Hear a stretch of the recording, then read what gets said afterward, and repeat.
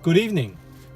In tonight's live stream, I'm going to talk about some lessons I learned from reading a really powerful book by Carl Sagan, A Pale Blue Dot.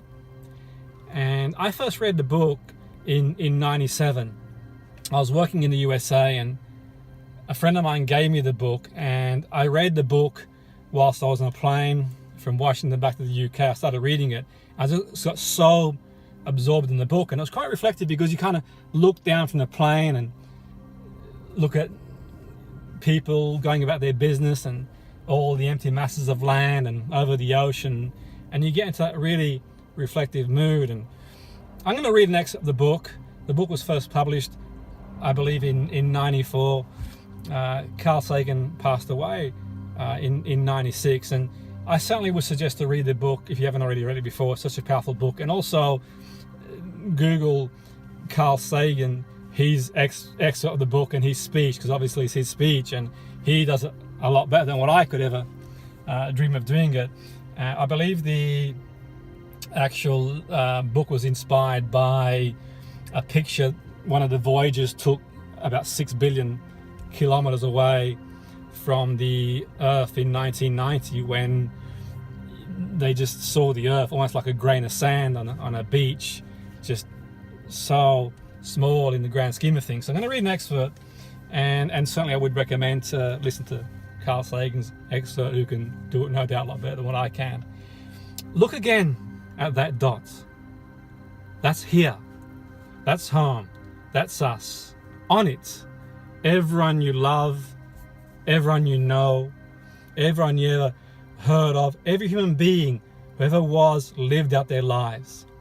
The aggregate of joy and suffering, thousands of confident religions, ideologies, and economic doctrines, every hunter and forager, every hero and coward, every creator and destroyer of civilization, every king and peasant, every young couple in love, every mother and father, hopeful child, inventor and explorer, every teacher of morals, every corrupt politician, every superstar, every supreme leader, every saint and every sinner in the history of our species live there, on a mote of dust suspended in a sunbeam.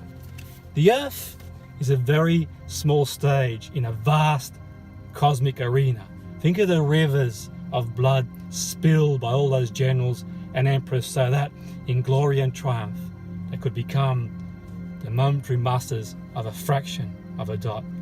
Think of the endless cruelties visited by inhabitants of one corner of this pixel on the scarcely distinguishable inhabitants of some other corner. How frequent their misunderstandings, how eager they are to kill one another, how fervent their hatreds, our posturings, our imagined self-importance, the delusion that we have some privileged position in the universe, are challenged by this point of pale light. Our planet is a lonely speck in the great enveloping cosmic dark.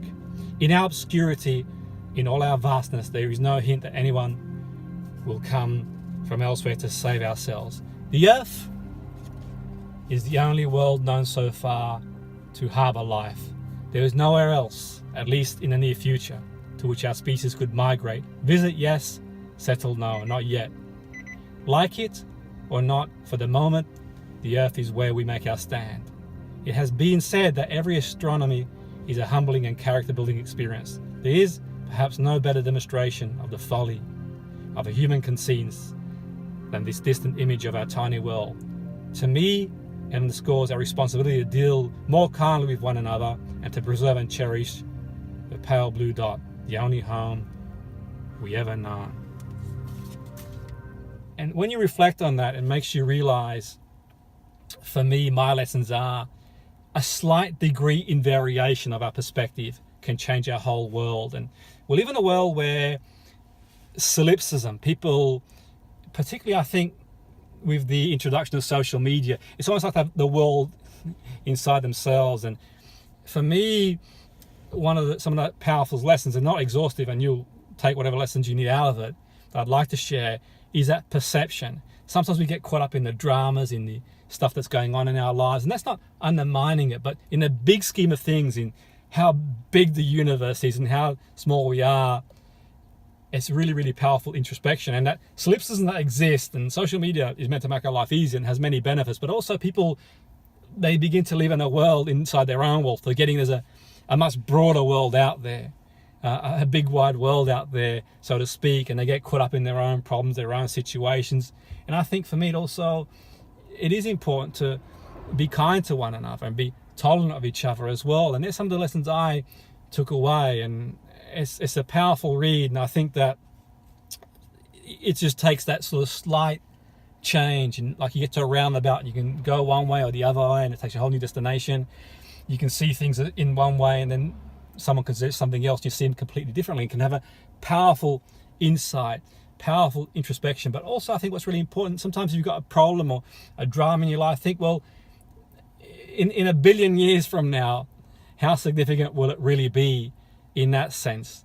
And it really makes you realize how important it is to make the very most of every moment, because there's nothing guaranteed in life. Life is fragile. And I think it would have been really nice for Carl Sagan to have seen the the Hubble ultra deep experiment in 2004, and that's another story for another day, where 10,000 other galaxies were found by scientists, and maybe he knew in his infinite wisdom somewhere. But I really think it's a powerful book, and like I said, some of the takeaways I have from the book is just powerful introspection, where we sometimes get caught up in our own world, in our own problems, and forget that, you know what, there's a whole much bigger picture out there. It puts things into perspective, and you take out of what you will. It's a powerful read, and I certainly recommend that you can listen to, if you go on YouTube and type in Pale Blue Dot, you'll hear, no doubt, Carl Sagan